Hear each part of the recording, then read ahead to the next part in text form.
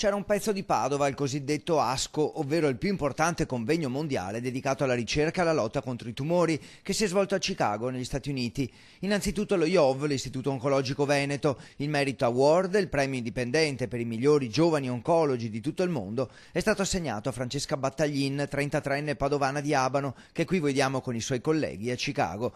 Specialista in tumori gastrointestinali, attualmente sta svolgendo un'attività di ricerca che le ha permesso di identificare una variante genetica associata al trattamento di chemioterapia in pazienti affetti da tumore del colon. E poi a Chicago erano presenti numerosi altri ricercatori dello IOV con ulteriori relazioni legate a importanti lavori di sviluppo. La Fondazione Città della Speranza invece ha finanziato uno studio europeo che è stato selezionato per il meeting di Chicago per l'impatto che avrà sulla cura dei pazienti ammalati di tumore. Si tratta del rhabdomyosarcoma, che rappresenta il 4% di tutti i tumori infantili, ha origine nel tessuto muscolare, può manifestarsi in qualsiasi parte del corpo.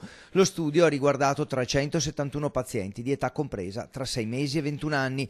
6 mesi di chemioterapia e di mantenimento a basse dosi accrescono la possibilità di guarigione dei bambini. Questo è il risultato dopo circa 10 anni di ricerche, ottenuto grazie a uno studio coordinato dal professor Gianni Bisogno del Dipartimento della Salute della Donna e del Bambino dell'Università degli Studi di Padova, a cui hanno collaborato 14 nazioni europee.